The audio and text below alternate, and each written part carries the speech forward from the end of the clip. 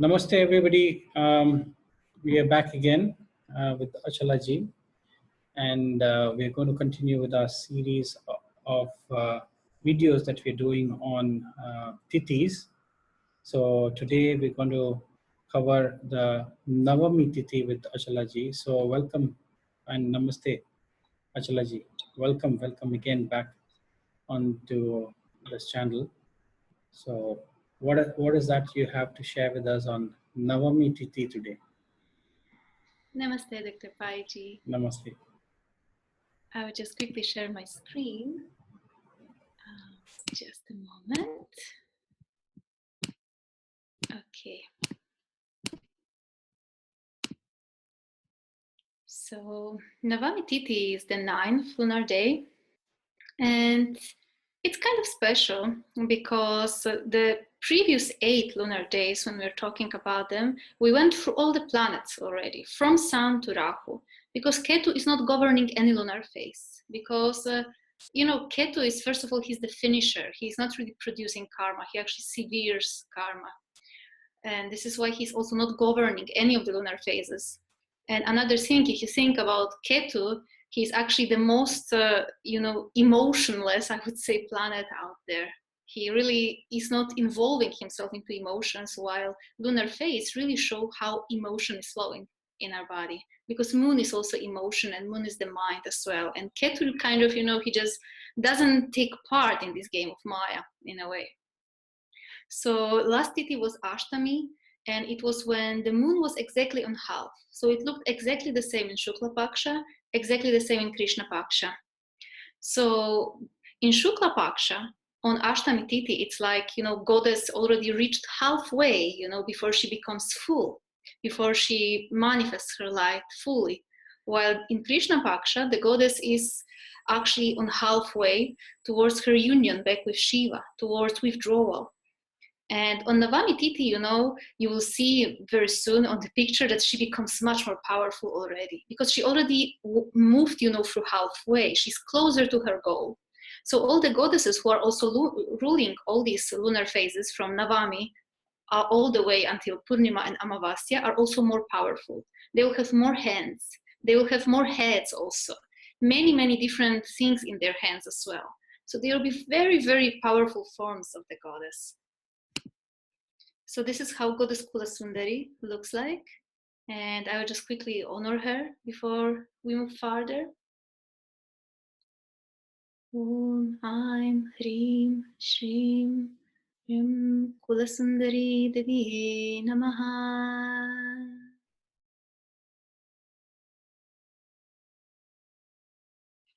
So the goddess who is ruling Navami Tithi is called Kula Sundari. Kula can mean either a family, a clan, a lineage, and Sundari means a beautiful one. So she's called the most beautiful one in her lineage. And also Sun is actually governing this lunar day. So again, Sun was governing Pratipat, and it's also ruling Navami. And one thing that I definitely noticed with Navami Tithi, that these people tend to have some very special relationship with their family, or just with one member of their family. It can be very special, very powerful in a good way or not so good way. Actually, very often we can see people who even have lots of, in a way, family karma to go through. We can see people who are living also with their parents for a very long time, or who need to serve their parents due to the fact that maybe their parents are not able to take care of themselves. So they, in a way, have a sort of debt towards their family very often.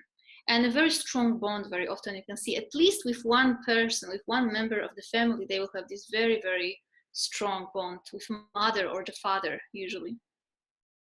And Kula Sundari, also her name has another meaning, because Kula, it's say that it's also actually one of the names, of the seat of Kundalini Shakti in her energy body. So she's also the goddess who is now awakening more strongly. That's why we can see that she's more powerful. And this is actually a really powerful form of the goddess, in fact. You can see that she has many heads. She has 6 heads and 12 hands, and many things in these hands. Her hue is red, her garments are red, and in the right hand she's holding a cup made of gems, rosary of coral beads. So it's interesting that this is coral now, and coral is, it's a very specific gem. It's connected to Mars, but besides that, coral is the only gem for which you actually need to kill another human being, not another being, because it's, right, a sort of animal actually living in a sea. So we can see that she's very, very powerful and very fierce form of the mother as well. She's also holding a lotus flower, so there is gentleness as well here. Citron fruit again, and kamandalu, so a pot with water. And she's the only goddess who is holding this very special Vyakyayana mudra. So this is this mudra. She's actually giving instruction. And this is why goddess Kula Sundari, she's actually very often prayed to for the blessings of the gurus. Because this is the 9th Tithi, right? The 9th lunar day. So it will resemble, in a way, qualities of the moon in the 9th house too.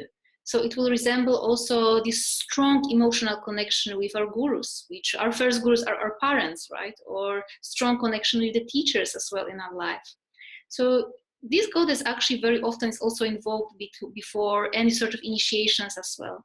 So she's the one, who initiate, this, everything within ourselves in a way, because again, its sun is the ruler here. So the entire cycle started with the sun, and now we are moving with the sun again. So it's a very, very interesting goddess, definitely.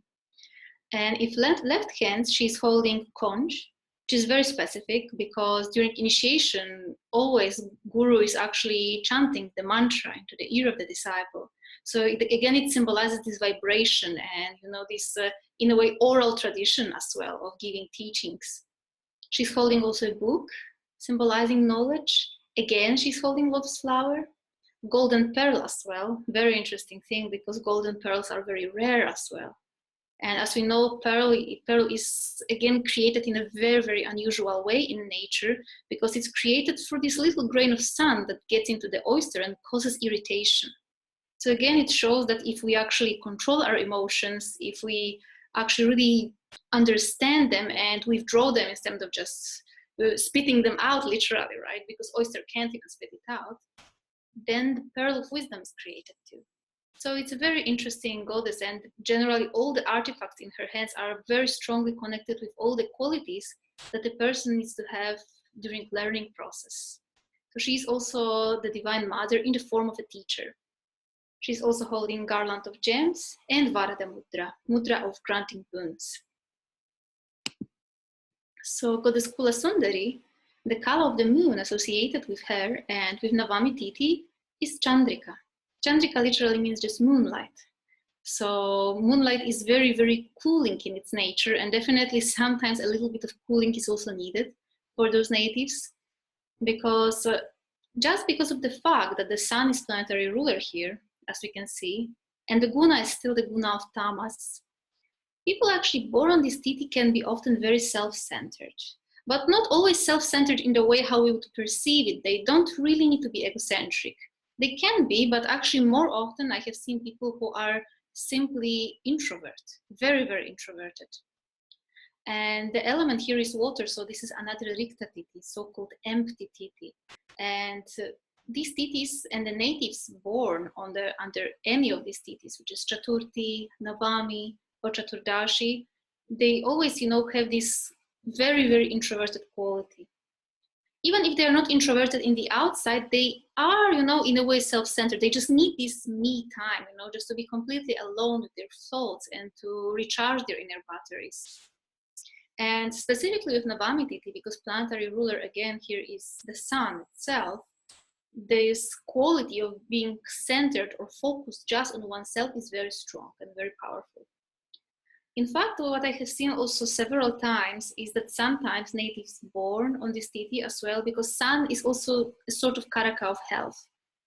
And these are also people who may actually suffer from a little bit weak health sometimes, but also be overly focused, on their diseases or things which are generally happening to their body. So this we can also see. Again, it's not always like that. We always need to see the placement of the Tithi, Lord of the Moon, and so on to really determine what is going on there. But these sort of qualities are possible with this Tithi. These are like sort of patterns which I have observed.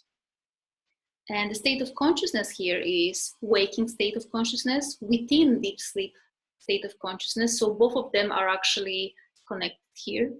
And it's actually the first Tithi that is first of the 4 Tithis connected to this deep sleep state of consciousness, to this, let's say, unconscious state of consciousness. Because when we are in this sleep, we don't really know what is happening. There's not that much of this body identity. And divine quality connected with Navami Tithi is Danashila.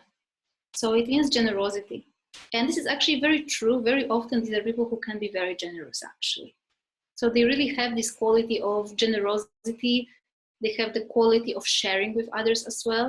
Even though very often, like paradoxically, even though Sun is the planetary ruler here, they can be very shy, actually. So they have this quality of shyness and being introverted, but they are never afraid, you know, to share and to be very generous. And the form of Shiva is very beautiful here. It's Hari Hara. So it's half Vishnu and half Shiva. So it's also very dual form, we could say, of Lord Vishnu. And one very, very specific thing here with Navami Tithi is that it is birthday of Shukra. So it's birthday of Venus. So you can also understand from that there's lots of creative energy there. And as we are going to see also the yantra of this goddess, we can see that it's very, very creative. So the creativity is present here. The creativity and the power to actually create something new. This is why you can also see like so many different artifacts in her hands. This is why we can see that she has, you know, so many different faces too, because this quality of divine creativity is very much present. And actually one more quality that's very also interesting with this Tithi is that usually when the Tithi Lord is healthy, when the moon is healthy, it also blesses a person with confidence, but a very healthy sense of confidence. For example, ideal, let's say, native of this day was Rama himself, right? We are celebrating Ram Navami because he was born on Navami Tithi. And Rama has this ideal quality of being very righteous, very confident, but extremely humble at the same time. And that is also the healthy Navami Tithi, because sometimes you can see that otherwise, Navami Tithi natives may go actually into 2 different extremes sometimes. They can either suffer from very low self-esteem or just try very badly to cover it with pride. But the true way, you know, lies in neither of those. It's just about actually being humble and accepting, you know, how things are. And this is like very, very beautifully seen in Rama avatar of Lord Vishnu. And one specific thing here also is that because it's birthday of Shukra, Mercury becomes unfriendly for Navami natives. So this is one very important thing. And it's a very interesting thing though, because if we think about Mercury and the planetary ruler, so the Tithi Lord is the Sun here. And Mercury is always somewhere around the Sun, actually. So Mercury is always going to be here or there or one of the sides of the Sun. Either it's going to be conjunct Sun or one house before or one house after, but it's always going to be there. So this is why sometimes, you know, you can see really interesting, you know, and unusual, actually, I would say, health issues also with this Tithi. But again, there must be some affliction for it to be produced. So whoever is watching that, if you're a Navami Tithi native, it doesn't mean that you'll develop a disease, but simply this can happen when something is not working quite all right on this axis. And the nakshatras, which have same guna and same tattva, like Navami Tithi. So the guna here is tamas, so the physical level of reality, and the tattva is water, is Purvashada and Uttarabhadrapada. And I find it actually particularly interesting because if you think about Purvashada and Uttarabhadrapada, both of them are right in the center, right in the middle of 2 zodiac signs which are governed by Jupiter, who is the cosmic guru or the cosmic teacher. And similarly, like Purvashada is this nakshatra of purification and tapasya going on. Uttarabhadrapada is more connected with actual humility and surrender. So they are also in a way opposite, you know, in that sense. But it's very interesting that specifically Navami Tithi is connected with those 2 nakshatras. And the number of hands connected to this specific Tithi, when we see the goddess has 12 hands here, which stand for 12 nakshatra padas, 4 padas of Hasta, 4 padas of Chitra, and 4 padas of Swati. And again, we can see here why this Tithi is so full of creativity, because all of these nakshatras are very, very, very creative, but all of these nakshatras are also very individualistic. So there are two of these things present here. And actually Swati itself, nakshatra, is one of the most eccentric nakshatras, in fact. And we can also see that Navami natives sometimes can be very eccentric and very particular about things. We can even see actual geniuses with that placement too. So it's very, very interesting. And the vowel connected with Navami Tithi is Dre, which is connected to Rohini nakshatra. So again, it's nakshatra of growth and very, very creative nakshatra too. So that is the yantra of Navami Tithi. And it's actually almost exactly the same like the yantra for Panchami Tithi. So we can see in the middle is this figure, which is called Navayoni. So it has 9 triangles, 9 smaller triangles, right? And it's said that these 9 triangles represent, these 9 wombs of the universe, 9 creative wombs of the goddess. So this is also why Panchami Tithi and Navami Tithi, both of them are so creative, because also this yantra resembles their inner nature and their inner potential as well. So both of them have this very, very interesting quality here. And this is how the moon looks like on Shukla Navami. So it's already past the half, it passed the Ashtami Tithi. And here it's how it looks on during Krishna Navami.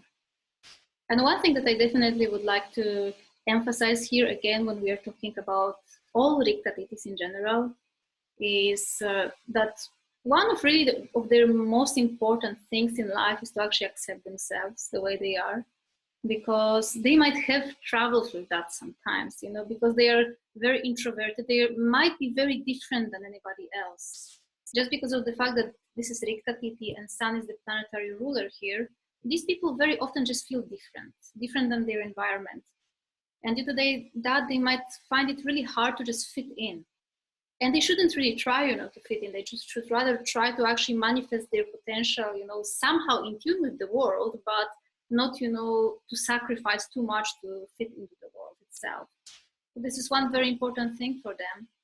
And another important thing, that they must be really wise and not too impulsive when engaging into any relationship, because like all Rikta Tithi natives, they very easily, engage into relationship. And when they really fall in love with somebody, they fall in love completely. They give 100% of them to the other person. But then if it turns out that it was the wrong person or the relationship just breaks up, they literally suffer a lot, That's why I always say to everybody, never break the heart of Rikta Tithi native, because it's really hurts them a lot, It's much harder for them. Because if you imagine, Rikta Tithis are these people who don't open up that easily. And when they finally trusted you and they finally, opened up, it usually costs so much energy, for them to do that even, that it really hurts them a lot when actually their heart is broken. So I think that's all from me on Navami Tithi, Dr. Paiji. So Otology, I think some brilliant points that I was just making notes of whenever you were speaking, because for me, I'm learning as well as we are talking about these tithis. And one very important point that you made is the Navami Tithi natives being associated very closely with their family. There's a relationship, and there's a debt towards their family. There's typically a very strong bond between the mother or the father. And that reminded me of Lord Sri Ram, who was born on Shukla Navami, and the Chaitra month, the first lunar month is Chaitra. And in the waxing phase of the moon, that is Shukla, Navami, that's when he was born. So you can see his whole life has been very close relationship with his family, because he was coronated and then he was asked to go to exile by his foster mother, and his father had really high regard for him. So you can see all those things play out in Navami Tithi. So that was beautiful that you are mentioning about that. And also what I was thinking is, Navami Tithi, as you mentioned, is connected to the ninth moon, or the ninth house of the moon. And you see a very strong correlation, because you also mentioned about ninth house connected to, teachers and parents and the blessings of the guru. So we can see, how Lord Sri Ram was very devotional to his teachers and his gurus. That is very, very much seen. And when I was looking at, this Tithi, as you mentioned, it's a Rikti Tithi, and it's Ugrapada, nature is Ugra. And in Muhurta Chintamani, they mentioned that, and even in Bhavishya Purana, they mentioned that worship of Durga, because the Navaratri is always connected to the 9 forms of Durga. So number 9 may also be connected to Durga in some form. So worship of Durga in Bhavishya Puran says that if you worship Durga, the person will pass through all the phases of their life and will get victory in all the wars and success in dealing with people. And let's not forget that the nakshatra that you're mentioning is Purvashada nakshatra. So that's all about wars and declaration of wars. So worshipping Durga might, help all those natives who are born in this Rikta Tithi, will help to overcome their challenges in life.